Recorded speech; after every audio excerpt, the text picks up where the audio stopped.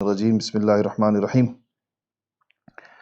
الحمدللہ آج احادیث نبویہ کا یہ 12واں دن ہے سبق کا، اور ان 12 دنوں میں ہم نے 70 احادیث اللہ جل شانہ 11 دنوں میں، آج 12واں دن ہے تو 11 دنوں میں 70 احادیث اللہ جل شانہ کے فضل و کرم سے پڑھنے کی اللہ تعالیٰ نے توفیق عطا فرمائی۔ ایک حدیث بھی بہت بڑی نعمت ہے۔ رسول اللہ صلی اللہ علیہ وسلم کا ایک ارشاد گرامی اتنا قیمتی ہے کہ اللہ جل شانہ اس کی توفیق عطا فرمائے تو بھی کوئی معمولی بات نہیں ہے۔ الحمدللہ اللہ تعالیٰ نے 70 پڑھنے کی توفیق نصیب فرمائی، اور امید ہے کہ انشاءاللہ اس کو سمجھنے کی بھی اور اس پر عمل کی بھی توفیق اللہ پاک نے دی ہوگی۔ آج ہمارے سامنے جو پہلی روایت ہے، حدیث نمبر 110 ہے بخاری شریف کی۔ عن ابی ہریرہ رضی اللہ عنہ عن النبی صلی اللہ علیہ وسلم قال تسموا باسمی ولا تکتنوا بکنیتی ومن رآنی فی المنام فقد رآنی فإن الشیطان لا يتمثل فی صورتی ومن کذب علی متعمدا فَلْيَتَبَوَّأْ مَقْعَدَهُ مِنَ النَّارِ۔ آپ صلی اللہ علیہ وسلم نے فرمایا کہ میرے نام پر نام رکھو، یعنی محمد نام رکھو اپنے بچوں کا، میری کنیت پر اپنی کنیت نہ رکھو، یعنی ابو القاسم، آپ کی کنیت ابو القاسم تھی۔ اور فرمایا کہ جس نے خواب میں مجھے دیکھا تو اس نے مجھے ہی دیکھا، اس لیے کہ شیطان میری صورت میں نہیں آ سکتا۔ اور پھر آخری حدیث شریف کا حصہ وہ ہے جو کل گزر گیا، وَمَنْ كَذَبَ عَلَيَّ مُتَعَمِّدًا فَلْيَتَبَوَّأْ مَقْعَدَهُ مِنَ النَّارِ۔ کل ہم نے آخری حدیث شریف یہی پڑھی تھی۔ اصل میں بخاری شریف کا طریقہ یہ ہے کہ امام بخاری ایک حدیث کئی ابواب میں لاتے ہیں۔ اب یہ حدیث آپ دیکھیں، اس میں کافی ساری چیزوں کا ذکر ہے، تو یہ جن چیزوں کا ذکر ہے اس نام سے جو عنوان امام بخاری نے باندھے ہوں گے تو وہاں پر یہ حدیث دوبارہ آ جائے گی۔ اور کہیں پر ایسا ہوتا ہے کہ کوئی اضافہ، ایک اضافی ٹکڑا ہوتا ہے حدیث شریف میں، تو وہ 2 دفعہ آتی ہے۔ ایک دفعہ اتنا حصہ آیا، پھر کسی اور راوی نے اس حدیث میں کوئی مزید اضافہ کیا ہے تو وہ ایک الگ حدیث کے عنوان سے وہ کتاب دوبارہ آئے گی۔ یہ اس وجہ سے یہ آپ جب کبھی کتاب اٹھا کر دیکھیں گے تو آپ کو احادیث میں بہت ریپیٹیشن نظر آئے گی، مسلسل وہ دوبارہ آ رہی ہے۔ بعض حدیث ایسی ہیں جو 8 10 12 دفعہ آئی ہیں حدیثی کتابوں میں، لیکن اس کی کچھ ٹیکنیکل وجوہات ہوتی ہیں جس کی وجہ سے وہ ریپیٹ ہو رہی ہوتی ہے۔ صرف ریپیٹیشن نہیں ہوتی، اس کی وجوہات ہوتی ہیں۔ وہ لمبی ہو جائے گی بات اگر میں اس کی تفصیلات کی طرف چلا گیا۔ اچھا، یہ جو اس کا پہلا جز ہے وہ ایسے ہوا کہ آپ صلی اللہ علیہ وسلم کہیں بازار میں تشریف لے جا رہے تھے، کسی نے پیچھے سے آواز دی، یا ابا القاسم، اے ابو القاسم۔ آپ نے ایک دم مڑ کے دیکھا تو اس نے کہا نہیں، میں کسی اور ابو القاسم کو بلا رہا تھا، آپ کے علاوہ کوئی اور تھا۔ تو یہ بظاہر واقعہ بنا اس بات کا باعث کہ آپ نے ارشاد فرمایا کہ میرے نام پر نام تو رکھ سکتے ہو، محمد نام رکھ سکتے ہو، لیکن میری کنیت پر اپنی کنیت نہ رکھو۔ علماء یہ فرماتے ہیں کہ یہ پابندی آپ کی جانب سے صرف آپ صلی اللہ علیہ وسلم کی حیات مبارکہ تک تھی۔ جب تک آپ ظاہری حیات آپ کی تھی اس وقت تک کے لیے منع کیا گیا تھا، اور اس کے بعد نہیں ہے۔ اب اگر کوئی ابو القاسم اپنی کنیت رکھتا ہے تو رکھ سکتا ہے، اور آپ دیکھیں بے شمار لوگوں کی ہوتی ہے اب بھی ابو القاسم، کوئی پابندی اس پر نہیں ہے۔ آپ نے فرمایا میرے نام پر اپنا نام رکھ سکتے ہو۔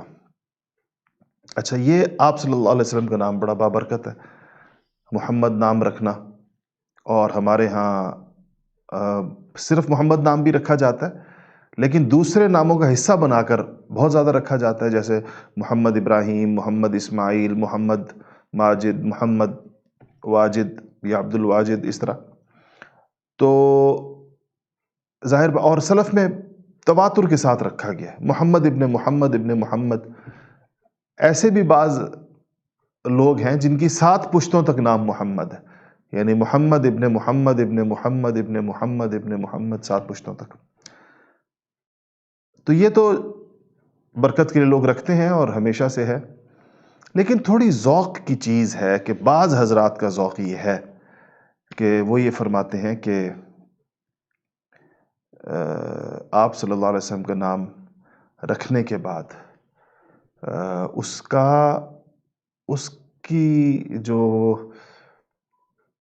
اس کی لاج رکھنی چاہیے، جو اس کا احترام ہونا چاہیے، جو اس کا پھر خیال رکھنا چاہیے، جس طرح اس نام کے لیے جو آداب ہونے چاہیے اس کی رعایت چونکہ نہیں رکھی جا سکتی اور عام طور پر نہیں رکھی جاتی، اس لیے نہ رکھا جائے. سیدنا عمر فاروق رضی اللہ تعالیٰ عنہ سے بھی ایک قول منسوب ہے کہ انہوں نے فرمایا کہ حضور صلی اللہ علیہ وسلم کے نام پر نام نہ رکھو. اور حضرت انس ابن مالک سے بھی ایک قول منسوب ہے کہ انہوں نے فرمایا کہ تم حضور اکرم صلی اللہ علیہ وسلم کے نام پر اپنے بچوں کے نام رکھ دیتے ہو، پھر ان بچوں کو نام لے کر برا بھلا کہتے ہو. ایسے بچے کا نام محمد ہے تو کوئی کہہ رہا ہے کہ محمد تم بڑے ایسے ہو، تم ایسے ہو، تم ایسے ہو، تم ایسے. تو صحابہ کا ذوق یہ تھا. لیکن بہرحال یہ ایک رائے ہے، میں نے کہا اس کا تعلق ذوق کے ساتھ ہے. جواز پر سب متفق ہے کہ رکھا جا سکتا ہے، اور اس بات پر بھی اکثریت متفق ہے کہ اس نام میں بڑی برکت ہے. ظاہر بات ہے برکت کے لیے رکھا جاتا ہے، آپ کے نام سے زیادہ بابرکت نام کیا. لیکن یہ ضرور کہا جاتا ہے کہ پھر اس نام کے کچھ آداب کی ضرور رعایت رکھی جائے. اس نام کو لے کر پھر گالی نہ دی جائے، ویسے بھی نہیں دینی چاہیے، لیکن اس نام کے پھر آداب بڑھ جاتے ہیں، اس کا یعنی پھر ایک لحاظ رکھا جائے. یہ تو 2 باتیں ہو گئی نام سے متعلق اور کنیت سے متعلق. تیسری بات آپ کی یہ تھی جس میں آپ نے فرمایا کہ وَمَنْ رَآنِ فِي الْمَنَامِ فَقَدْ رَآنِ، جس نے خواب میں مجھے دیکھا اس نے مجھے ہی دیکھا، بے شک مجھے دیکھا. کیوں؟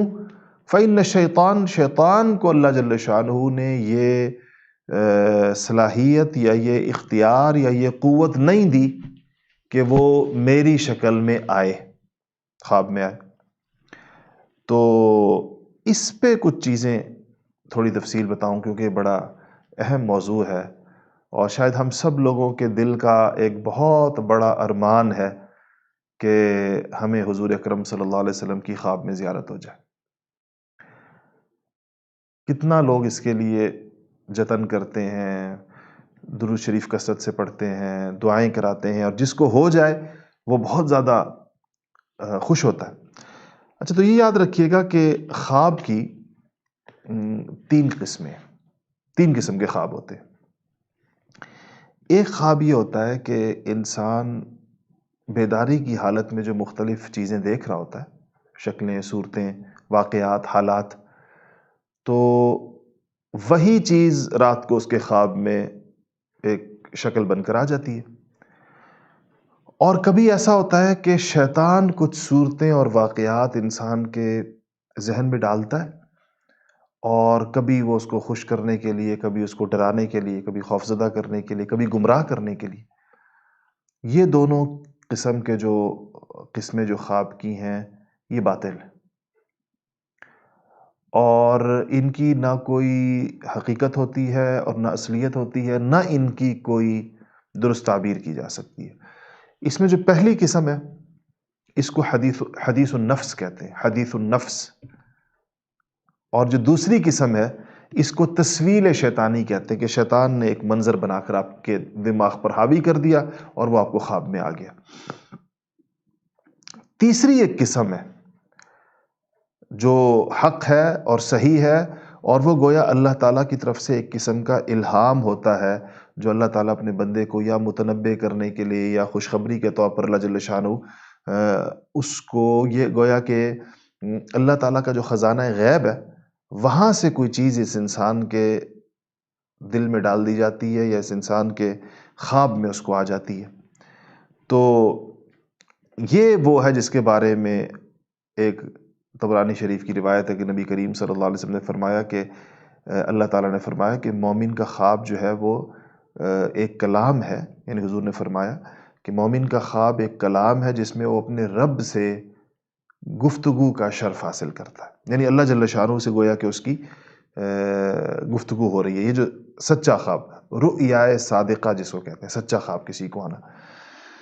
اچھا، ایک یہ جو خواب کی میں نے قسمیں بیان کی، ایک حدیث میں بھی اس کا ذکر آیا۔ آپ نے فرمایا کہ خواب کی 3 قسمیں نبی کریم صلی اللہ علیہ وسلم نے فرمایا، اور کہا کہ ایک قسم شیطانی ہے جس میں شیطان کچھ صورتیں، کچھ چیزیں ذہن میں ڈال دیتا ہے۔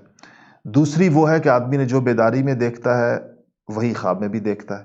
اور آپ نے فرمایا کہ تیسری قسم جو صحیح اور برحق قسم ہے وہ نبوت کے اجزاء میں سے 46واں جز ہے۔ نبوت کے اجزاء میں سے 46۔ اس کا کیا مطلب؟ اس کا مطلب یہ ہے کہ یعنی اللہ تعالیٰ کی طرف سے الہام ہے، اللہ تعالیٰ کی طرف سے اس میں انسان کو ایک درست بات دکھا دی جاتی ہے قبل از وقت، یا کسی واقعے کے بارے میں کوئی اشارہ آ جاتا ہے۔ اچھا، اس پر آپ صلی اللہ علیہ وسلم کو خواب میں دیکھنے کا معاملہ بہت سیریس ہے، لوگ اس کی تعبیر عام طور پر پوچھتے ہیں سب سے۔ تو کیا آپ صلی اللہ علیہ وسلم کے بارے میں کسی کا گمان ہو جانا کہ میں نے آپ کو خواب میں دیکھا ہے، کیا یہ کافی ہے؟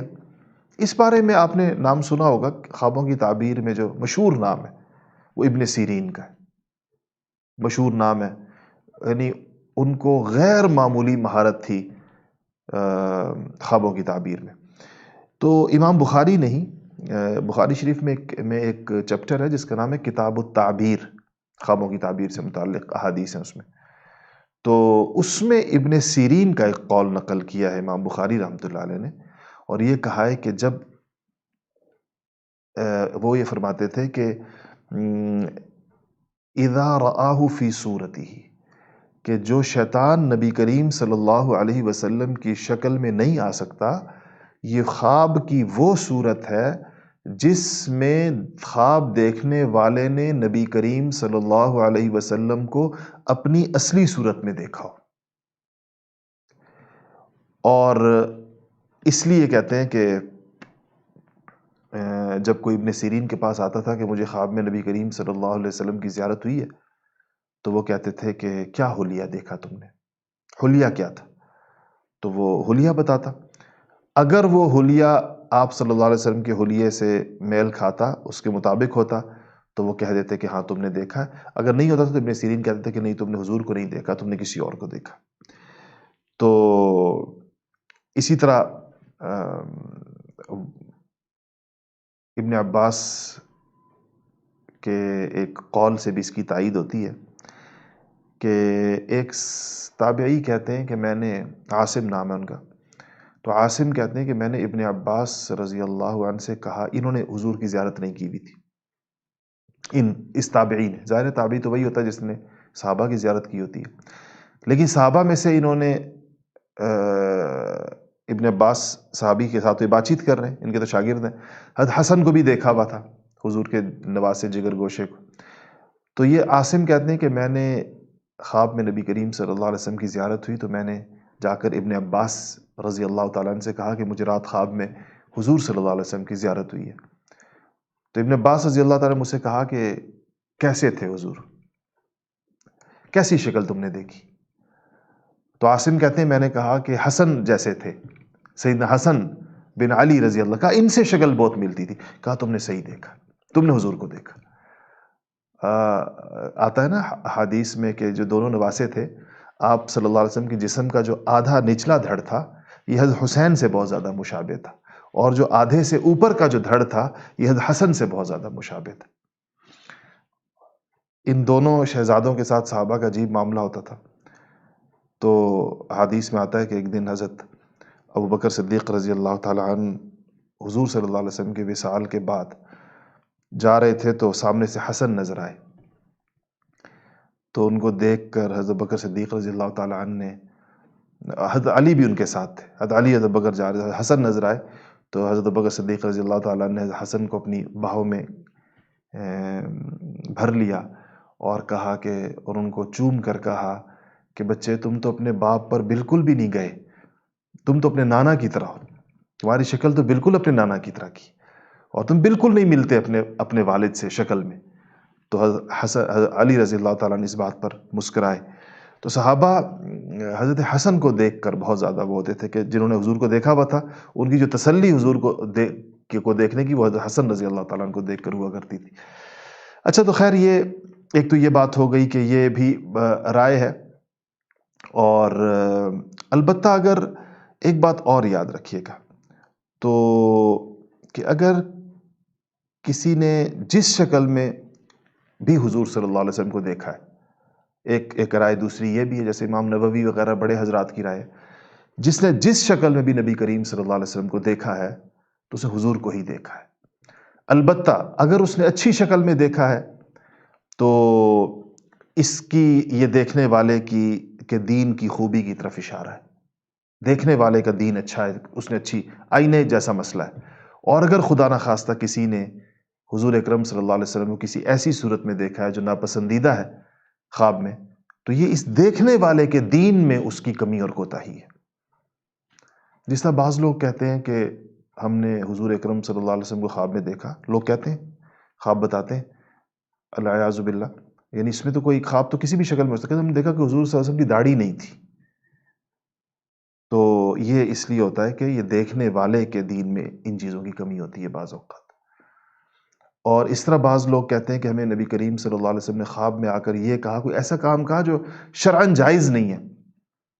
اس کے بارے میں علماء نے لکھا ہے کہ یہ ڈانٹ ہوتی ہے اصل میں. جیسے ہم اپنے بچوں کو نہیں کہتے بعض اوقات اور کرو یہ کام، اور کرو یہ کام، اس کا مطلب یہ نہیں تو کہ اور کرو، یہ ایک ڈانٹ کی ایک شکل ہوتی ہے. اچھا، ایک بات اور یاد رکھیے گا کہ خواب میں نبی کریم صلی اللہ علیہ وسلم کا اگر کسی کو کوئی خبر دے رہے ہیں، کسی چیز سے منع کر رہے ہیں یا تو یہ شرعاً حجت نہیں ہے. اس خواب کو شریعت پر پیش کیا جائے گا، کیونکہ خواب میں بہت ساری چیزیں مکس ہو سکتی ہیں. اٹھ کر بندے کے بیان میں فرق ہو سکتا ہے، اس کے سمجھنے میں فرق ہو سکتا ہے، اس کے فہم میں فرق ہو سکتا ہے. دیکھا کچھ ہے، سمجھ کچھ رہا ہے، جو سمجھا ہے بیان کچھ اور کر رہا ہے، جو بیان کیا گیا تعبیر اس کی کچھ اور ہے. یہ اتنا خواب کی دنیا بڑی پیچیدہ دنیا ہوتی ہے. اس لیے اگر کوئی ایسا حکم آیا بھی صحیح تو اس کو جو ہے وہ اس میں دیکھا، شریعت کی روشنی میں دیکھا جائے گا. اور اہل علم تعبیر کرنے والے اس کی تعبیر کریں کہ اس کا مطلب کیا ہے، اس سے مراد کیا ہے. تو اس لیے یہ چیز بھی اس کے ساتھ ہمیشہ یاد رکھنے کی ہے. اچھا، اس کے بعد یہ بات بھی یاد رکھیے کہ نبی کریم صلی اللہ علیہ وسلم کی خواب میں زیارت کرنے والا جو ہے، ظاہر ہے وہ صحابی نہیں بنتا. صحابی ہونے کے لیے ضروری ہے کہ آپ کی حیات مبارکہ میں ہی آپ کی زیارت کی گئی ہو. اور ایک بات یہ اس کے ساتھ کہ نبی کریم صلی اللہ علیہ وسلم کو کیا حالت بیداری میں بھی دیکھا جا سکتا ہے، حالت خواب میں؟ تو اس پر امام سیوطی رحمۃ اللہ علیہ نے تو مستقل ایک رسالہ لکھا ہے، ایک پوری کتاب لکھی ہے جس میں ان دلائل کو جمع کیا ہے. کہ اس میں کہا ہے کہ بعض لوگ ایسے بھی ہوتے ہیں کہ ان کو نبی کریم صلی اللہ علیہ وسلم کی کچھ جاگتے سوتے کے درمیان جو جھٹ پٹا یا جاگتے ہوئے بھی ان کو آپ صلی اللہ علیہ وسلم کی زیارت ہو سکتی ہے. اس پر اگر موقع ملا تو آگے چل کر تھوڑی تفصیل سے بات کریں گے. اور تیسرا حصہ اس حدیث شریف کا وہی ہے جس پر کل بات ہو چکی ہے، تو میں اس کی مزید تفصیل نہیں بیان کروں گا.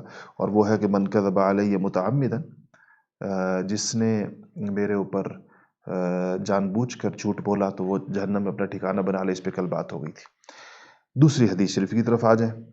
اچھا، دوسری حدیث شریف بخاری کی روایت نمبر 115 ہے. عن ام سلمہ قالت استيقظ النبي صلى الله عليه وسلم ذات ليلة فقال سبحان الله ماذا أنزل الليلة من الفتن وماذا فتح من الخزائن أيقظوا صواحبات الحجر فرب كاسية في الدنيا عارية في الآخرة. ام المؤمنین ام سلمہ رضی اللہ تعالی عنہ. ام سلمہ سے روایات بہت ہیں. امہات المؤمنین میں حضرت عائشہ رضی اللہ تعالی عنہ کے بعد سب سے زیادہ روایات ام سلمہ سے ہیں.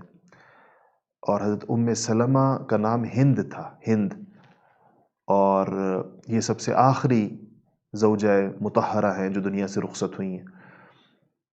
تو ان کی پہلی شادی جو تھی جن صحابی ابو سلمہ سے ہوئی تھی، وہ ابو سلمہ حضور اکرم صلی اللہ علیہ وسلم کے رضاعی بھائی بھی تھے اور آپ کے پھوپھی کے بیٹے بھی تھے. تو یہ ام سلمہ فرماتی ہیں کہ ایک رات استيقظ النبی صلی اللہ علیہ وسلم ذات لیلۃ، ایک رات نبی کریم صلی اللہ علیہ وسلم اٹھے اور فقال سبحان اللہ، اور آپ نے فرمایا کہ سبحان اللہ، ماذا انزل اللیلۃ من الفتن وماذا فتح من الخزائن، آپ نے فرمایا کہ کیا اس رات میں کتنے فتنے نازل ہوئے آسمان سے، اور کتنے خزانے فتح ہوئے، کتنے خزانے ہاتھ لگے۔ ایقظوا صواحبات الحجر، آپ نے کہا کہ حجروں میں رہنے والیاں جو امہات المؤمنین، ان کو اٹھاؤ، جگاؤ ان کو۔ ایقظوا کہتے ہیں جگانے کو، جگائے۔ صواحبات، صاحبت ان کی جمع ہے، والیاں، اور حجر حجرے کی جمع ہے، حجرے کی جمع ہے حجر۔ تو کہا جو امہات المؤمنین کے حجرے قریب قریب تھے نا سارے، جیسے عائشہ کا تھا ان کے بالکل سامنے حضرت حفصہ رضی اللہ تعالیٰ عنہ کا تھا۔ یہ جو آج کل ہم جہاں پر کھڑے ہو کر، مرد جہاں کھڑے ہو کر صلاۃ والسلام پڑھتے ہیں، جس کو مواجہہ شریف کہتے ہیں، مواجہہ کو مطلب آپ صلی اللہ علیہ وسلم کا رخ مبارک جس جانب ہے، جہاں پر ہم کھڑے ہوتے ہیں سامنے ہمارے جالیاں ہوتی ہیں، اور جالیوں پر وہ جو گول سنہری حلقے ہیں، یہ جس جگہ ہم کھڑے ہوتے ہیں آج کل، یہ ام المؤمنین حضرت حفصہ رضی اللہ تعالیٰ عنہ کا حجرہ یہ تھا، حضرت عائشہ رضی اللہ تعالیٰ عنہ کے حجرے کے ساتھ متصل۔ اسی طرح پھر بیک سائڈ دوسری طرف سے جو حجرے بنتے تھے، جویریہ کا، دوسرے حضرات، دوسری امہات المؤمنین کا، تو حجرے کرے، تو آپ نے کہا کہ اٹھاؤ ان کو، حجرے والیوں کو اٹھاؤ۔ اور پھر آپ نے کہا کہ فَرُبَّ كَاسِيَةٍ فِي الدُّنْيَا عَارِيَةٍ فِي الْآخِرَةِ، کہ کتنی عورتیں ایسی ہیں جو دنیا میں کپڑے پہنے ہوئے ہیں لیکن آخرت میں برہنہ ہے، آخرت میں ان کے پاس کپڑا نہیں۔ یہ الفاظ آپ نے ارشاد فرمائے۔ یہ روایت 115 نمبر ہے۔ اچھا، یہ عجیب بڑی وہ ہے، اس کی کچھ تھوڑی سی تفصیل ہے اس حدیث شریف میں۔ ایک تو یہ کہ آپ نے یہ فرمایا کہ ایک تو آپ سو رہے تھے اس وقت، اور سوتے ہوئے آپ نے یہ خواب دیکھا، خواب تھا آپ کا۔ جب یہ خواب آپ نے دیکھا تو آپ نے فرمایا سبحان اللہ، اللہ تعالیٰ کی بڑائی بیان کی۔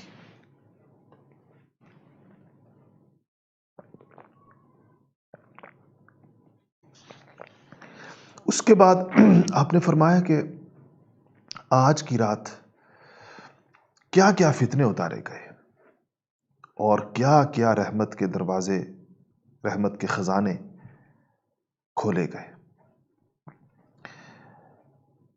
اچھا، یہاں فتن سے مراد کیا ہے؟ بعض حضرات نے کہا ہے کہ عذاب مراد ہے سے، بعض نے کہا ہے کہ اور خزانوں سے مراد رحمت کے خزانے مراد ہے۔ اصل میں آپ نے اس خواب میں آپ نے جو بعد میں پیش آنے والے فتنے تھے، جس امت کو آنے تھے پیش، وہ آپ نے دیکھے،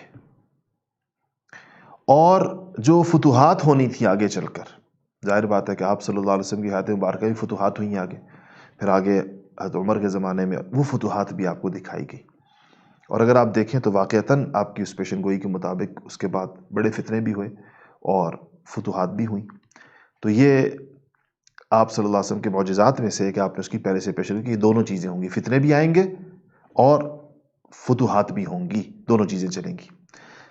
پھر آپ نے فرمایا کہ اٹھاؤ حجرے والیوں کو، اور چونکہ ام سلمہ کی باری تھی، آپ ان کے گھر میں تھے، تو اس لیے ان کے ذریعے سے کہا کہ اس کا مطلب اس کا کہ جب فتنوں کا وقت آ جائے، کوئی فتنہ آ جائے، تو یہ وقت سستی کا اور سونے کا نہیں ہوتا، ایسے وقت میں اللہ تعالیٰ کی طرف رجوع کرنا چاہیے تاکہ انسان فتنوں سے محفوظ رہے اور اللہ جل شانہ کی رحمتوں سے انسان مالا مال ہو۔ اور اس اللہ کی طرف رجوع کے لیے آپ صلی اللہ علیہ وسلم نے صبح کا انتظار نہیں فرمایا، اسی وقت کہا کہ ان کو اٹھا دو، کہ اٹھ کر وہ کیا کریں، اللہ کو یاد کریں، تہجد پڑھیں، نفل پڑھیں، اس سے پتہ چلتا ہے کہ جب بھی کوئی آپ اور اللہ تعالیٰ ہم سب کو مشکلات سے، آپ کو مشکلات سے، پریشانیوں سے محفوظ رکھیں، لیکن جب بھی کوئی ایسے حالات پیدا ہو جائیں تو مردوں کو تعلیم یہ ہے اس سے کہ عورتوں کو اٹھایا کرے اور ان کو اٹھا کر اللہ تعالیٰ کی طرف متوجہ کیا کرے۔ تو اس کے بعد آپ نے کہا کہ بہت سی عورتیں دنیا میں تو پہنے اوڑھے ہوئے ہوں گی، فربا کاسیتن فی الدنیا عاریہ فی الآخرہ، لیکن آخرت میں وہ ننگی ہوں گی، برہنہ ہوں گی۔ یہاں علماء نے اس کے بارے میں لکھا ہے کہ دو چیزیں، دو تین اس کے مطلب ہو سکتے ہیں۔ ایک تو یہ مطلب ہے کہ آپ نے آنے والے وقتوں میں کچھ پیشن گوئیاں فرمائیں۔ کاسیات العاریات ان عورتوں کو کہتے ہیں جو عورتیں ایسا تنگ لباس پہنیں جس میں ان کے جسم کے تمام خد و خال واضح ہو رہے ہیں، ایسی عورتوں کو کہتے ہیں کاسیات العاریہ۔ مطلب یہ کہ پہنا ہوا ہے لیکن پہننے کے باوجود جیسے کہ نہیں پہنا ہوا، نہ پہننے کے حکم میں جیسے۔ تو ایک تو اس کا مفہوم یہ ہے کہ آپ نے یہ پیشن گوئی فرمائی ہے کہ آنے والے زمانوں کے اندر عورتیں ایسے ہو جائیں گی اور ان کے لباس ہوں گے، لیکن لباس پہننا گویا کہ ان کا ستر اور پردہ نہیں ہوگا اس لباس میں، اور اس لباس کو پہننے کا جو مقصد ہے جسم چھپانا، وہ مقصد نہیں حاصل ہوگا۔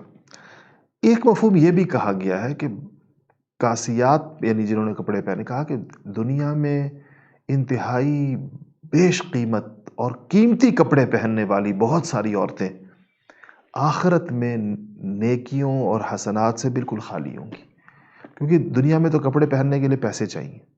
جس کو اللہ نے پیسہ دیا ہے وہ دنیا میں اعلیٰ سے اعلیٰ کپڑا پہن سکتا ہے، اور پہنتے ہیں لوگ، اور خواتین میں ذرا زیادہ ذوق ہوتا ہے قیمتی چیزیں استعمال کرنے کا، پہننے کا شوق بھی زیادہ ہوتا ہے، کپڑوں کی مقدار بھی، تعداد بھی زیادہ ہوتی ہے اور اس کی قیمتیں بھی زیادہ ہوتی ہیں۔ تو یہ تو دنیا میں، تو اس دنیا میں تو پیسے کا سکہ چلتا ہے، جس کے پاس پیسہ ہے وہ پہن لے گا، لیکن آخرت میں تو یہ پیسہ نہیں چلے گا، آخرت میں تو اعمال چلیں گے۔ تو اگر اعمال نہ ہوئے تو یہ آخرت میں، آخرت کے کپڑے جو ہوں گے وہ تو اعمال ہیں، تو کہا بالکل نیکیاں ہیں، تو وہ نیکیوں سے اور حسنات سے بالکل خالی ہوں گے۔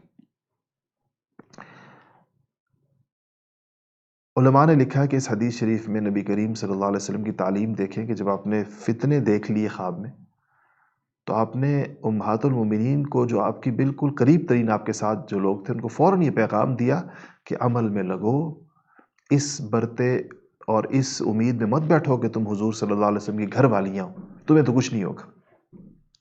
اپنے قریبی لوگوں کو بھی آپ نے اعمال کی طرف جوڑا۔ اور دیکھیں ہم نے کتنا ظلم کیا اس شریعت کے ساتھ کہ بعد میں آنے والے جو ہے وہ کوئی اپنے پیر پر تکیہ کر کے بیٹھا ہوا ہے، کوئی کہہ رہا ہے کہ میں جو ہوں وہ سید ہوں تو میں نے اپنی سیادت پہ تکیہ کیا ہوا ہے، کوئی کہتا ہے کہ جی ہمیں تو آل رسول بچا کے، کوئی کہتا ہے مجھے فلانا بزرگ یہ کر لے۔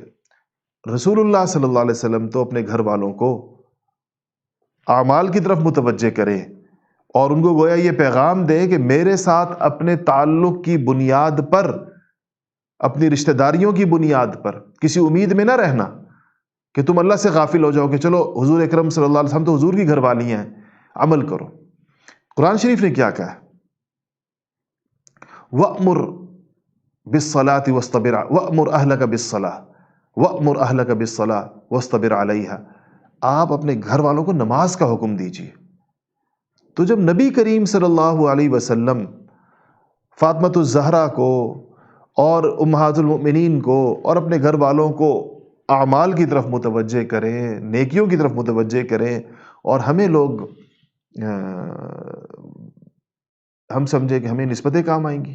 مجھے کسی نے ایک پیر صاحب کا بیان بھیجا، تو وہ کہنے لگے کہ میں نے سنا، میں حیران ہوا کہ کہنے لگے کہ پیر تو وہ ہوتا ہے جو جب بندہ قبر میں جائے تو اس کے لیے، اس کے سوال و جواب کے لیے وہ پہلے سے وہاں موجود ہو، پھر حشر میں موجود ہو، ہر جگہ موجود ہو، پھر اس کو جنت میں داخل کرائے۔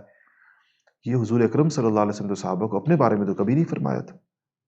حضور اکرم صلی اللہ علیہ وسلم نے اپنے گھر والوں کو تو یہ نہیں فرمایا کہ میں تمہاری جگہ قبر میں جوابات دوں گا، میں تمہارے لیے حشر میں کھڑا ہوں گا اور تمہیں جو ہے میں جنت میں پہنچاؤں گا۔ آپ تو سب کو کہتے رہے اعمال کرو بابا، اعمال کرو، اللہ کو راضی کرو، اور یہ جو سارا دین آیا تم لوگوں کے لیے پہلے آیا، پھر باقی دنیا کے لیے آیا۔ پردے کا حکم آیا تو آپ سے کہا، اللہ تعالیٰ نے قرآن کی آیتیں کہ اے نبی اپنی قل لازواجک و بناتک، اپنی بیویوں سے کہیے، اپنی بیٹیوں سے کہیے، قل لازواجک و بناتک، اپنی بیویوں سے کہیں، اپنی صاحبزادیوں سے فرمائیں کہ پردہ کریں۔ ان کو تو آپ نے یہ نہیں کہا کہ بھئی تم تو میری بیٹی ہو، تمہیں کچھ نہیں ہوگا۔ تو یہ ہمارے ہاں ایک جہالت کے رویے ہیں جس میں اتنی جرت ہے کہ ہم لوگوں کی آخرت کا ذمہ لینا شروع کر دیتے ہیں۔ جس کی اپنی آخرت کا نہیں پتا، کسی کو دنیا میں اپنی آخرت کا نہیں پتا، کسی کو بھی، یہ جتنے انسان ہیں کوئی اپنے بارے میں پیشن گوئی نہیں کر سکتا کہ میرا آخرت کا معاملہ بڑا کلیئر ہے، اب میں تمہیں بچاؤں گا۔ بھائی کتنی جرت ہے، اللہ تعالیٰ پر جرت ہے، اور کتنا خوف خدا سے خالی یہ رویہ ہے کہ انسان کو یہ ڈر نہیں لگتا یہ بات کہتے ہوئے کہ خدا میرا کیا انجام ہوگا، مجھے کیا پتا کہ میں کسی اور کو بھی ٹو چین کر لوں کہ بھئی میں تمہیں بھی جو ہونا نکال کے لے جاؤں گا۔ اچھا تو خیر، اس حدیث شریف سے آپ کو کچھ باتیں پتہ چلی ہیں۔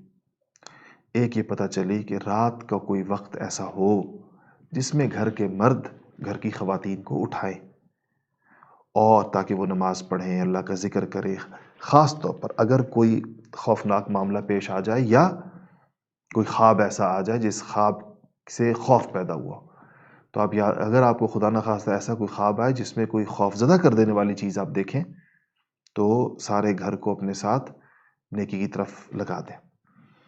دوسرا یہ بھی پتہ چلا کہ جب آپ کو کوئی ایسی چیز جس پر آپ کو حیرت ہو، تعجب ہو، تو سبحان اللہ کہنا چاہیے۔ اور ہم نا لایانی قسم کے الفاظ منہ سے نکالتے ہیں، کوئی اف، اوئے ہوئے، اور اب تو آ گئے انگریزی کے الفاظ، اس میں تو ایسے ایسے الفاظ ایسے موقعوں پر کہے جاتے ہیں کہ جو میں بھی حدیث شریف کے سبق میں ان کو دہرا بھی نہیں سکتا۔ اس کی بجائے عادت بنائیں کہ جب آپ کو حیرت ہوئی، تعجب ہوا، تو کہیں سبحان اللہ، اللہ تعالیٰ کی بڑائی ہے۔ اچھا، اس طرح یہ بھی پتہ چلا کہ اگر کسی بات سے اندیشے والی بات ہو، آپ یہ خواب اگر چاہتے تو نہ بتاتے نا ام سلمہ کو، خواب تو آپ نے دیکھا تھا لیکن آپ اٹھ گئے، ام سلمہ کو اٹھایا ہوگا، اور ان کو جبھی وہ فرما رہی ہیں، حدیث آخر وہ بیان کر رہی ہیں، اور پھر ان کو اپنا خواب سنایا، آپ نے کہا کہ سبحان اللہ، میں نے یہ دیکھا، میں نے یہ دیکھا۔ اسی لیے ام سلمہ نے آگے بتایا۔ تو اس سے پتہ چلتا ہے کہ اگر ایسا کوئی خواب جس میں انسان کو مستقبل میں کوئی چیز، کوئی اندیشہ نظر آ رہا ہو، تو اس کا ذکر کر دینے میں کوئی حرج نہیں ہے، تاکہ لوگ اللہ کی طرف متوجہ ہوں۔ ذکر کرنے کا مقصد یہ، ذکر کرنے کا مقصد کسی کو خوفزدہ کرنا نہیں ہوتا، لیکن لوگوں کو اللہ جل شانہ کی طرف متوجہ کرنا مقصود ہوتا ہے۔ تو اس سے یہ پتہ چلتا ہے کہ یہ بھی کیا جا سکتا ہے۔ اچھا جی، حدیث نمبر تیسری حدیث آج کے سبق کی میں آ جائے۔ اچھا، یہ دو حدیثیں آئیں گی، پہلے حدیث سنا دیتا ہوں، پھر انشاءاللہ بات کرتے ہیں اس پر۔ حدیث کا نمبر 118، عن ابی ہریرہ رضی اللہ عنہ قال ان الناس یقولون اکثر ابو ہریرہ ولولا آیتان فی کتاب اللہ ما حدثت حدیثا ثم يتلو ان الذين يكتمون ما انزلنا من البينات الى قوله الرحیم ان اخواننا من المهاجرین كان يشغلهم الصفق بالاسواق وان اخواننا من الانصار كان يشغلهم العمل في اموالهم وان ابا هريرة كان يلزم رسول الله صلى الله عليه وسلم بشبع بطنه ويحضر ما لا يحضرون ويحفظ ما لا يحفظون۔ سیدنا ابو ہریرہ رضی اللہ تعالیٰ عنہ فرماتے ہیں کہ لوگ یہ کہتے ہیں کہ ابو ہریرہ نے اتنی حدیثیں بیان کی۔ سیدنا ابو ہریرہ رضی اللہ تعالیٰ عنہ کی روایت کردہ حدیثوں کی تعداد 5000 سے زیادہ ہے، تو کہا کہ لوگ تعجب کرتے ہیں میرے حدیثیں زیادہ بیان کرنے پر۔ تو اگر میں نے یہ دو آیتیں قرآن میں نہ پڑھی ہوتی تو میں ایک بھی حدیث نہ بیان کرتا. حضرت ابو ہریرہ فرماتے ہیں یہ جو آیتیں ہیں اس کے بعد انہوں نے وہ آیتیں پڑھی ان الذین یکتمون ما انزلنا من البینات سے لے کر الرحیم تک. یہ سورہ بقرہ کی آیت نمبر 159 اور 160 ہے. یہ دو آیتیں پڑھی. کہا کہ یہ دو آیتیں آیتان فی کتاب، آیتان کہتے ہیں دو آیتوں کو، یہ دو آیتیں اگر کلام اللہ میں نہ ہوتی قرآن شریف میں تو میں ایک حدیث بھی بیان نہ کرتا. ان آیتوں کا مفہوم یہ ہے کہ جو لوگ ان مضامین کو چھپاتے ہیں جن کو ہم نے نازل کیا اور جو کہ اپنی ذات میں اور واضح ہیں اور دوسروں کے لیے ہدایت والے ہیں، تو اور چھپانا بھی اس کے بعد کہ جب ہم ان کو کتاب میں عام لوگوں کے لیے ظاہر کر چکے ہیں تو ایسے لوگوں پر اللہ تعالیٰ بھی لعنت فرماتا ہے اور دوسرے بہت سارے لعنت کرنے والے بھی ان پر لعنت بھیجتے ہیں.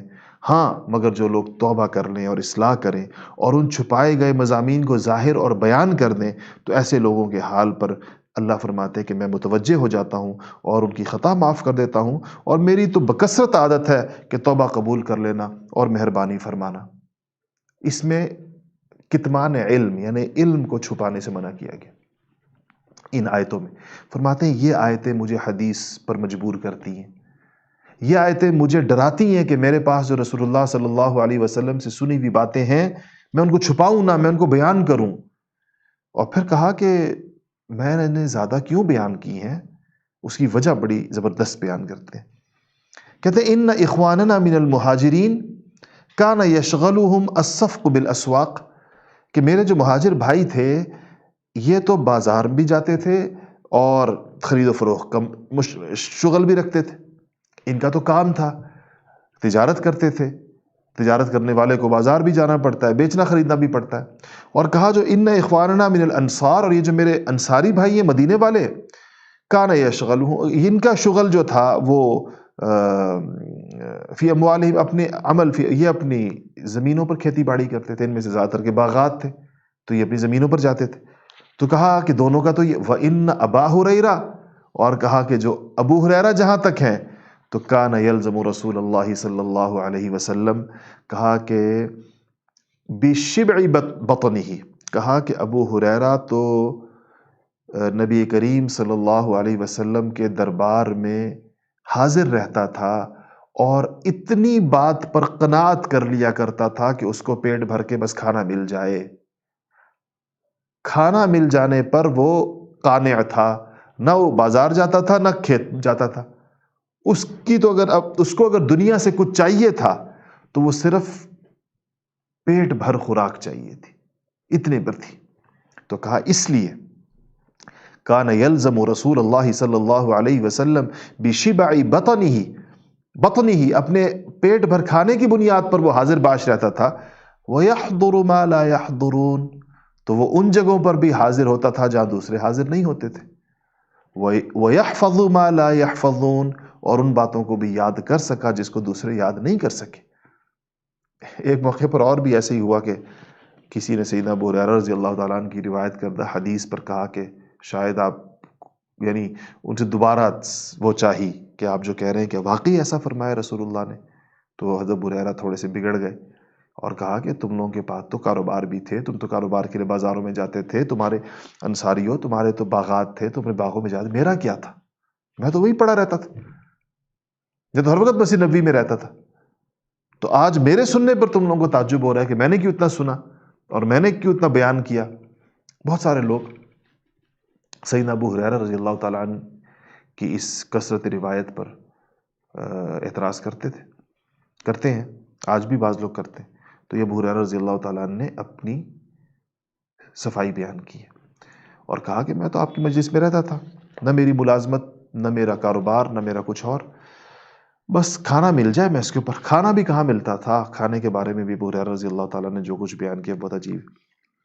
اچھا، اس سے ایک تو یہ کہ آپ کی ہر وقت کی حاضر باشی ایک وجہ تھی زیادہ حدیث کے بیان کرنے کی، ایک وجہ اور بھی تھی اور وہ تھی کہ آپ صلی اللہ علیہ وسلم نے آپ کو حافظے کے لیے ایک دعا دی. اچھا، حدیث گزری پچھلی دنوں لیکن اس میں ایک بات اس جگہ نہیں تھی جو اس جگہ ہے. جیسے میں نے بتایا نا، امام بخاری ایک حدیث کا آدھا حصہ ایک جگہ آ جاتا ہے، دوسری جگہ روایت کا اس کے ساتھ کچھ اور ایڈیشن ہو جاتا ہے، کہیں کچھ ہو جاتا ہے. تو وہ حدیث اس سے اگلی ہی ہے، حدیث نمبر 5 ہے. حدیث نمبر 4 ہے، اور وہ ہے عن ابی ہریرہ رضی اللہ عنہ قال قلت یا رسول اللہ انی اسمع منک حدیثا کثیرا انساه قال ابسط رداءك فبسطته قال فغرف بيديه ثم قال ضمه فضممته فما نسيت شيئا بعده. اس حدیث کا اس حدیث سے تعلق کیسے، میں نے دوبارہ اس کو بیان کر رہا ہوں. کہتے ہیں کہ سیدنا ابو ہریرہ فرماتے ہیں کہ قلت یا رسول اللہ، میں نے کہا کہ اے اللہ کے نبی صلی اللہ علیہ وسلم، انی اسمع منک حدیثا کثیرا انساه، میں آپ سے بہت کچھ سنتا ہوں، بہت ساری احادیث سنتا ہوں آپ سے یا رسول اللہ، مگر میں بھول جاتا ہوں. تو حضور اکرم صلی اللہ علیہ وسلم نے فرمایا کہ ابسط رداءک، کہ اپنی چادر پھیلاؤ. تو فرمایا کہ فبسطت، میں نے اپنی چادر پھیلا دی. قال فغرف بیدیہ، آپ نے یوں اپنی لپ بھری اس طرح، لیکن کس چیز سے بھری وہ کچھ نظر نہیں آ رہا. ایسے آپ لپ بھرتے تھے اور ابو ہریرہ کی چادر میں ڈالتے تھے، لپ بھرتے تھے ابو ہریرہ کی چادر میں ڈالتے تھے. فغرف بیدیہ، اور پھر کہا کہ فضمہ، تو یعنی یہ جو آپ جو چیز بھر بھر کے ابو ہریرہ کی چادر میں ڈال رہے تھے، یہ چیزیں سیدنا ابو ہریرہ رضی اللہ تعالیٰ نہیں دیکھ رہے تھے، یعنی کوئی نظر میں آنے والی چیز نہیں تھی. اس کے بعد آپ نے فرمایا کہ اس کو اپنے سینے سے لگا لو، ضمہ. تو فرماتے ہیں کہ وہ جو آپ نے چادر پر ڈال دی تھی، میں نے وہ چادر اٹھائی اور اپنے سینے کے ساتھ لگا لی، اور کہا کہ فضممت، جب میں نے سینے سے لگا لی، فما نسیت شیئا بعدہ، اس کے بعد میں کوئی چیز نہیں بھولا.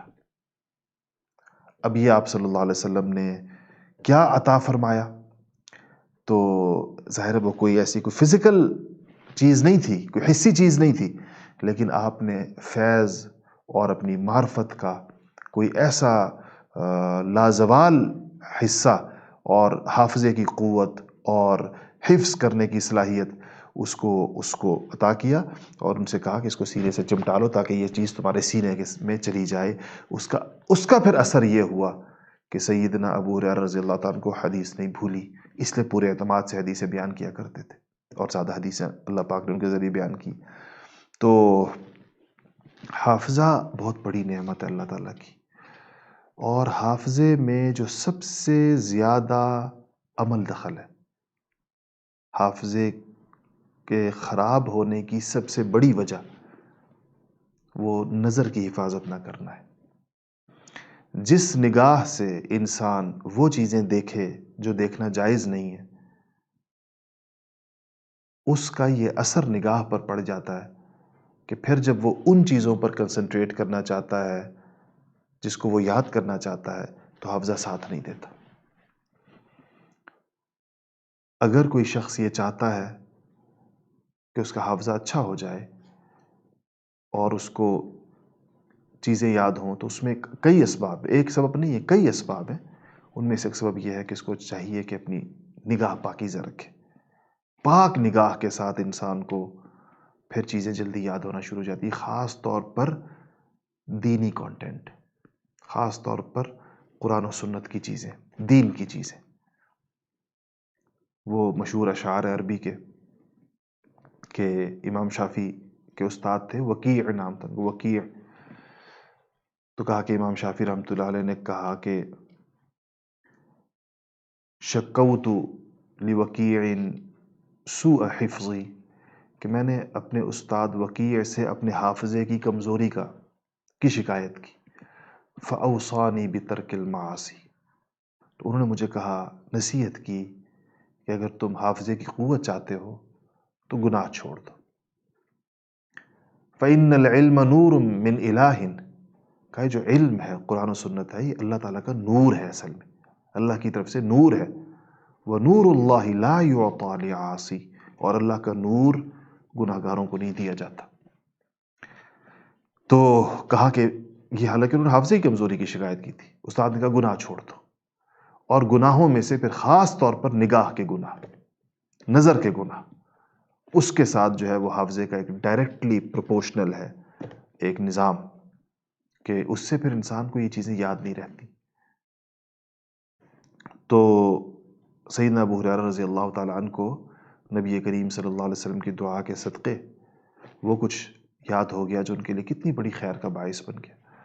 ہمیں بھی کچھ چیزیں یاد کرنے کا اہتمام کرنا چاہیے، اور قرآن شریف کا کچھ حصہ ہے. آخری 2 سپارے تو ہر انسان کو یاد کرنے چاہیے. یہ سب سے کم درجہ ہو گیا.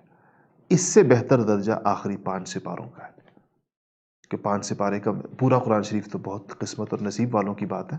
اتنا بھی اگر کسی کو یاد ہو تو وہ فجر کی نماز پڑھانے کا وقت آئے تو وہ مسنون قرات سے پوری نماز پڑھا سکتا ہے جب بھی پڑھانا چاہے. تو اس طرح احادیث کا ہے. 40 حدیثیں جو یاد کر لے گا، حدیث شریف میں آتا ہے کہ حضور اکرم صلی اللہ علیہ وسلم کی شفاعت اس کو ملے گی آخرت میں اگر وہ 40 حدیثیں یاد کرنے میں کامیاب ہو جاتا ہے. اچھا جی، کتنی احادیث ہو گئیں؟ 4 ہو گئیں. آئیے 5ویں کی طرف. بسم اللہ الرحمن الرحیم.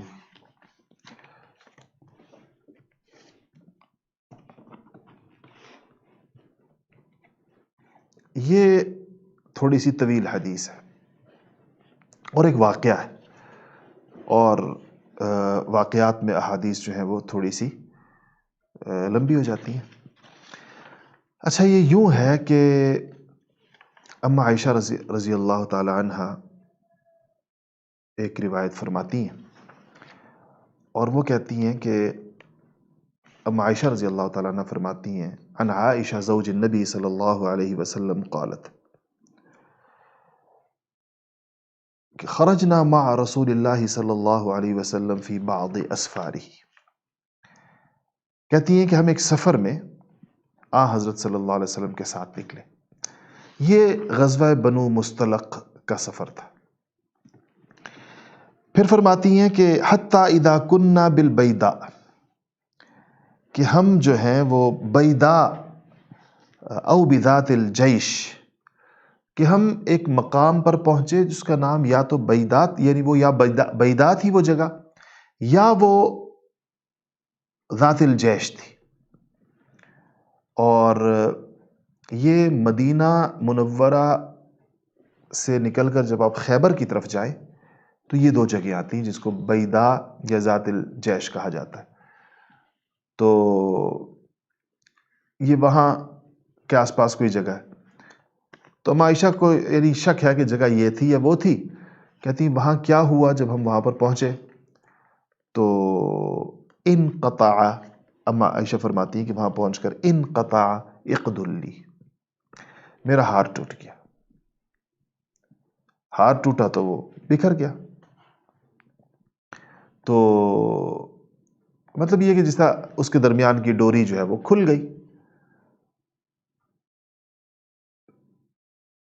بعض لوگ تو یہ مطلب بیان کرتے ہیں، اکثر محدثین یہ کہتے ہیں کہ اس سے مراد ہے کہ ہار گم ہو گیا، کیونکہ اگر ٹوٹا ہوتا تو اس کو اکٹھا کرنے میں اتنا وقت نہ لگتا. جہاں اگر بندے کو پتا یہاں ٹوٹا ہے تو سارے موتی اکٹھے ہو جاتے. لیکن یہ جو قافلہ رک گیا، آگے جو بات آ رہی ہے تو کہتے ہیں اس سے پتہ چلتا ہے کہ وہ ہار گم ہو گیا تھا، اور کسی ایسی جگہ گم ہوا کہ یہ پتہ نہیں چل رہا تھا کہ وہ کہاں پر ہے. تو اچھا، یہ جب ہوا، فرماتی ہیں کہ اس کے بعد کیا ہوا، فاقام رسول اللہ صلی اللہ علیہ وسلم، نبی کریم صلی اللہ علیہ وسلم رک گئے، علی التماسہ، آپ نے اس کو ڈھونڈنے کے لیے، تلاش میں ہار کے. واقام الناس معہ، اور آپ صلی اللہ علیہ وسلم سے کہا صحابہ بھی ٹھہر گئے. اچھا، اب قافلہ پورا ٹھہر گیا تو عائشہ رضی اللہ تعالیٰ عنہ فرماتی ہیں وَلَيْسُوا عَلَى مَاءٍ، کہتی ہیں کہ وَلَيْسَ مَعَهُمْ مَاءٌ، کہتی کہیں پر قریب میں کہیں پانی نہیں تھا. قافلہ ایسی جگہ رک گیا، اور کیا، پانی بھی نہیں تھا اور لوگوں کے پاس بھی پانی نہیں تھا. لوگوں کے پاس بھی پانی نہیں تھا اور وہاں اس کے آس پاس بھی پانی نہیں تھا. تو کہا کہ اب ظاہر ہے لوگوں کو تشویش ہوئی، پریشانی ہوئی. تو فَأَتَى النَّاسِ إِلَىٰ أَبِي بَكْرٍ الصِّدِّيقِ، لوگ ابو بکر صدیق کے پاس آئے. پتہ چل گیا لوگوں کو کہ عائشہ کا ہار گما ہے، سارا قافلہ اس کی وجہ سے. تو شکایت کیا کر، کہا کہ آپ کی بیٹی عائشہ کی وجہ سے ہوا اور ان کی وجہ سے پورا قافلہ رک گیا۔ تو عائشہ فرماتی ہیں کہ فقالو، تو ابوبکر صدیق رضی اللہ تعالی عنہ سے کہا لوگوں نے، اللہ ترى ما صنعت عائشہ، آپ نہیں دیکھتے کہ عائشہ نے کیا کیا؟ اقامت برسول اللہ صلی اللہ علیہ وسلم والناس ولیسوا علی ماء ولیس معهم ماء، کہ حضور اکرم صلی اللہ علیہ وسلم کو بھی اور سب لوگوں کو ٹھہرا رکھا ہے، اور پانی بھی قریب بھی پانی نہیں ہے اور ہمارے پاس بھی پانی نہیں ہے۔ تو اما عائشہ فرماتی ہیں کہ ابا کو میرے شکایت لگی تو فجاء ابو بکر، تو حضرت بکر میرے پاس آئے تو آگے کیا منظر دیکھا کہ ورسول اللہ صلی اللہ علیہ وسلم کہ میرے ابا نے آ کر دیکھا کہ رسول اللہ صلی اللہ علیہ وسلم واضع رأسہ علی فخذی، کہ نبی کریم صلی اللہ علیہ وسلم نے اپنا سر مبارک میری ران پر رکھا ہوا ہے، یعنی میری گود میں اپنا سر رکھا ہوا ہے، قد ناما، اور آپ آرام فرما رہے ہیں، میری ران پر اپنا سر رکھ کر آرام فرما رہے ہیں۔ تو کہتے ہیں کہ حضرت ابوبکر صدیق رضی اللہ تعالیٰ نے مجھ سے کہا، عائشہ کہتی ہیں کہ حبستی رسول اللہ صلی اللہ علیہ وسلم، تو نے حضور اکرم صلی اللہ علیہ وسلم کو روک رکھا ہے، والناس، سارے انسانوں لوگوں کو روک رکھا ہے، ولیسوا علی ماء ولیس معہم ماء، نہ ان کے پاس پانی ہے نہ اس علاقے میں کوئی پانی ہے۔ فقالت عائشہ، عائشہ فرماتی ہیں فعاتبنی ابو بکر، کہ ابو بکر نے مجھے، میرے ابا جان نے مجھے بہت ڈانٹا، بہت ناراض ہوئے۔ وقال ما شاء اللہ ان یقول، عائشہ کے جملے اتنے مزیدار ہوتے ہیں، اور کہا کہ مجھے وہ کچھ کہا جو اللہ تعالیٰ نے چاہا کہ وہ مجھے کہیں، جو اللہ کو منظور تھا وہ مجھے کہا۔ دیکھیں کیسی رضامندی، دیکھیں صحابیات کی، کہا کہ جو اللہ کو منظور تھا وہ مجھے کہا، خوب غصہ کیا، اور جو اللہ کو منظور تھا وہ مجھے کہا۔ اور ایک اور روایت ہے، امام طبرانی نے اپنی حدیث میں ذکر کیا، تو انہوں نے کہا کہ اس کا تعلق چونکہ ایک پچھلے واقعے کے ساتھ بھی ہے جس میں حضرت عائشہ رضی اللہ تعالیٰ عنہا پر تہمت لگ گئی تھی، تو انہوں نے کہا کہ حضرت بکر نے کہا کہ عائشہ تم ہر سفر میں مشقت اور مصیبت کا سبب بن جاتی ہو، پچھلے سفر میں بھی ایسا ہوا۔ تو خیر وہ کہا، اور اس کے بعد اب عائشہ فرماتی پھر صرف کہنے پر اکتفا نہیں کیا، وَجَعَلَ يَطْعُنُنِي بِيَدِهِ فِي خَاصِرَتِي، اور کہا کہ پھر اب میرے پیٹ میں کو 2-3 کچوکے بھی مارے ابوبکر صدیق رضی اللہ تعالیٰ نے۔ تو غصہ تھا ان کو بہت زیادہ۔ تو کہتے ہیں کہ جب یہ کیا، اما عائشہ فرماتی ہے میرا مسئلہ کیا ہوا؟ کہتی میرا مسئلہ یہ کہ حضور اکرم صلی اللہ علیہ وسلم میری گود میں سر تھا، میں ہل بھی نہیں سکتی تھی کہ آپ کی نیند نہ خراب ہو جائے۔ تو فرماتی ہیں کہ فلا یمنعنی من التحرک الا مکان رسول اللہ صلی اللہ علیہ وسلم علی فخذی، کہتی مجھے ہلنے سے جو چیز روک رہی تھی وہ صرف یہ، اگر پیٹ میں کسی کے آپ کوئی چیز لگائیں، کچوکا دیں تو گدگدی بھی ہوتی ہے انسان کو، ظاہر ہے اتنا کوئی زور سے تو نہیں ہوگا، تو کہتی میں ہل بھی نہیں سکتی تھی، اس لیے کہ آقائے دو جہاں، سرور دو جہاں محمد مصطفیٰ صلی اللہ علیہ وسلم کا سر مبارک میری ران میں تھا۔ تو کہتی میں تو فقام رسول اللہ صلی اللہ علیہ وسلم حین اصبح علی غیر ماء، تو میں حرکت بھی نہیں کر پا رہی تھی۔ تو کہتی ہیں کہ حضور اکرم صلی اللہ علیہ وسلم صبح کے وقت اٹھے، جو آپ کے اٹھنے کا معمول تھا، اور پانی نہیں تھا۔ تو جب آپ نے دیکھا کہ پانی نہیں تھا تو فانزل اللہ آیت التیمم، جبرائیل علیہ السلام آسمانوں سے تیمم کی آیت لے کر اتر آئے۔ پہلی دفعہ یہ تیمم کا حکم آ رہا تھا اسلام کی تاریخ میں۔ تو کہا کہ فتیمموا، سب نے تیمم کر لیا۔ تیمم کیا تھا؟ وہ مٹی سے سب نے وہ ہاتھ لگائے اور وضو ہو گیا۔ تو کہا کہ جب یہ آ گئی آیت تو فقال اسید ابن حضیر، اسید ابن حضیر جو مشہور اوس کے بڑے صحابہ میں سے تھے، انصاریوں میں سے، کہا کہ ما ہی بأولی برکتکم یا آل ابی بکر، کہا کہ اے ابو بکر کا خاندان، یہ تمہاری پہلی برکت نہیں ہے۔ صحابہ اتنے خوش ہوئے تیمم کے آنے پر کہ مسئلہ حل ہو گیا ہمیشہ کے لیے۔ پانی، صحراؤں میں پانی ڈھونڈنا کوئی آسان کام تو نہیں ہوتا، تو تیمم تو پہلے تھا ہی نہیں، جو کچھ بھی ہے پانی ڈھونڈنا ہوتا تھا، اور صحرا میں پانی ڈھونڈنا، آج آپ اپنے ملکوں کے صحراؤں میں دیکھیں جا کر کے پانی ڈھونڈنا کتنا مشکل کام ہے، اور یہ تو آج کا زمانہ ہے، اس سے 1400 سال پرانے زمانے کی بات ہو رہی ہے۔ تو صحابہ رضوان اللہ تعالی علیہم اجمعین کا تو ہمیشہ کے لیے مسئلہ حل ہو گیا.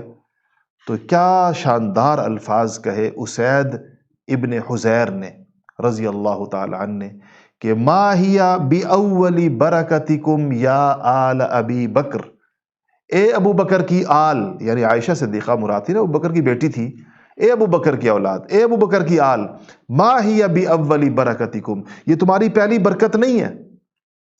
تو وہ جو چیز جو لوگوں کے غصے کا باعث تھی، جس پر لوگ تھوڑی دیر پہلے شکایتیں لگا رہے تھے حضرت عائشہ کے ابا کو، سیدنا ابوبکر صدیق رضی اللہ تعالیٰ عنہ کو، وہ چیز رحمت بن گئی، وہ چیز اتنی بڑی سہولت کے حکم کا باعث بن گئی. تو فقالت، تو کہتی ہیں کہ اس کے بعد فبعثنا البعیر الذی کنت علیہ فاصبنا العقد تحتہ، کہتی ہیں چونکہ حکم ہو گیا تو ہم نے کھڑا کیا اس اونٹ کو جس پر میں بیٹھی تھی اور حضور اکرم صلی اللہ علیہ وسلم اس پر تھے، جس پر میں تھی. تو کہتی ہیں کہ جب اونٹ کھڑا ہوا تو وہ ہار اس کے نیچے تھا، ہار بھی مل گیا، اسی اونٹ کے نیچے تھا جس کے اوپر تشریف فرماتے، جس پہ آرام فرماتے. تو اس سے پتہ چلتا ہے کہ یہ ہار جو تھا یہ تو تیمم کے حکم کے لیے گم ہوا تھا، کیونکہ تیمم کی آیت آنی تھی، تیمم کا حکم دینا تھا مسلمانوں کو. کس طرح آتا ہے قرآن شریف میں کہ عسیٰ ان تکرہوا شیئا وہو خیر لکم، ہو سکتا ہے تم کسی چیز کو ناپسند کرو اس میں تمہارے لیے خیر رکھی ہو.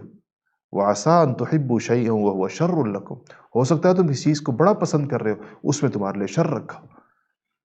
تو اللہ جل شانہ نے جب کوئی ایسی چیز نازل بھی فرمانی ہوتی ہے تو دیکھیں انتخاب کن کا ہوتا ہے. یہ انتخاب حضرت عائشہ صدیقہ رضی اللہ تعالی عنہا کا ہوا. واقعہ ہے، تھوڑی سی حدیث شریف لمبی ہوتی ہے واقعات کی، لیکن یہ ہے کہ اس سے بہت ساری چیزیں سے ثابت ہوتی ہیں، اور میں تو کوشش کرتا ہوں کہ اس کو ذرا مختصر کر لیا جائے. اچھا، آخری حدیث، آج کی وقت ہمارے پاس کم رہ گیا اس لیے آج کی آخری حدیث چھٹی حدیث ہے، اور یہ جناب حدیث نمبر بخاری کی 335.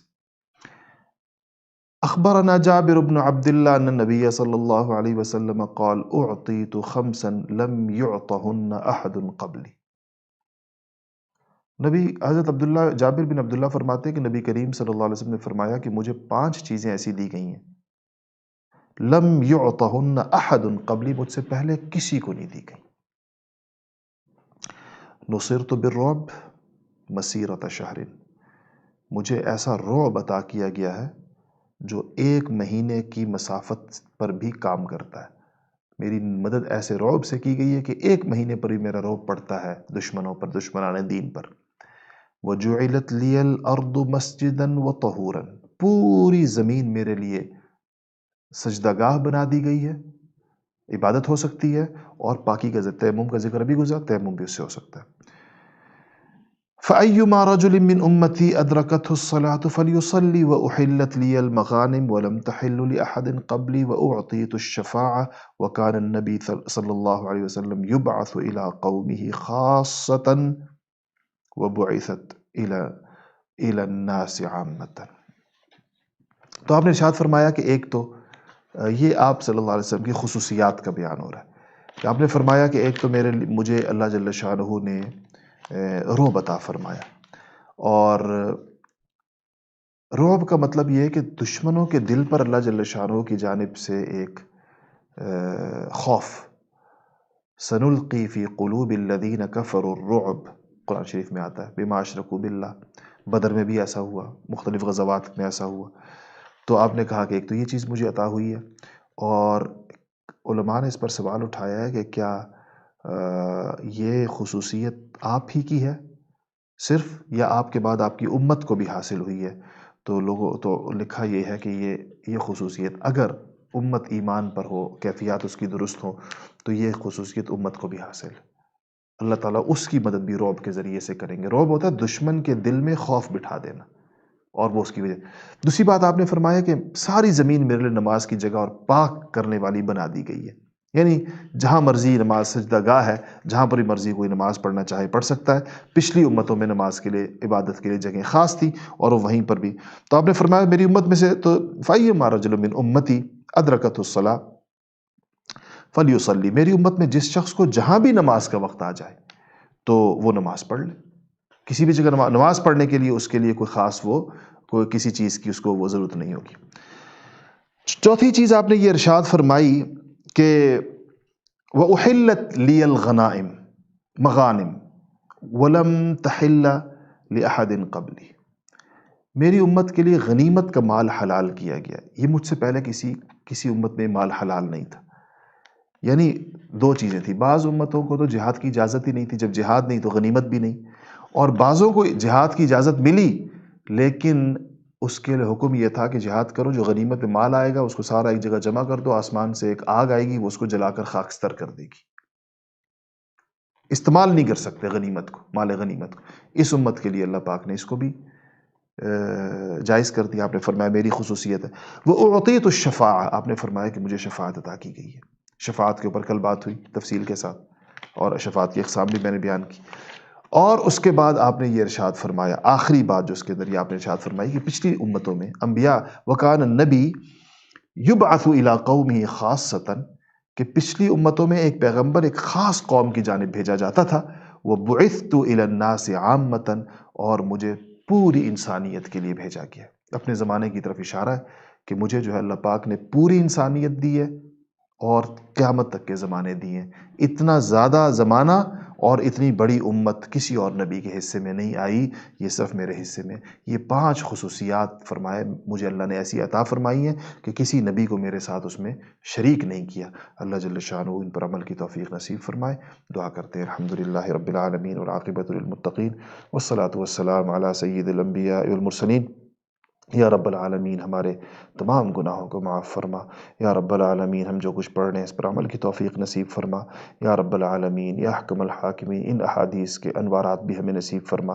اور یا رب العالمین یا احکم الحاکمین یا ذا القوۃ المتین، جتنے لوگ اس درس میں شریک ہیں یا اللہ ان کے دلوں میں جو جائز حاجات ہیں یا اللہ وہ ساری کی ساری پوری فرما دے۔ یا اللہ جو مرحومین ہیں ان کی مغفرت فرما دے، بیماروں کو شفا عطا فرما دے، بے اولادوں کو اولاد عطا فرما دے، اولاد والوں کی اولاد کو ان کی آنکھوں کی دنیا اور آخرت میں ٹھنڈک بنا دے۔ اور یا رب العالمین یا احکم الحاکمین ہمارے دل میں علم دین کے حصول کا ایک مستقل اور پکا جذبہ پیدا فرما دے، اور یا اللہ ہمیں اس کے لیے اسباب بھی عطا فرما دے، اس کے لیے ہمیں اساتذہ بھی عطا فرما دے۔ اور یا رب العالمین یا احکم الحاکمین ہمیں نبی کریم صلی اللہ علیہ وسلم کی مبارک زندگی کے مطابق اپنی زندگیاں ڈھالنے کی توفیق نصیب فرما دے۔ وصلی اللہ تعالی علی خیر خلقہ محمد وآلہ واصحابہ اجمعین، آمین آمین آمین برحمتک یا ارحم الراحمین۔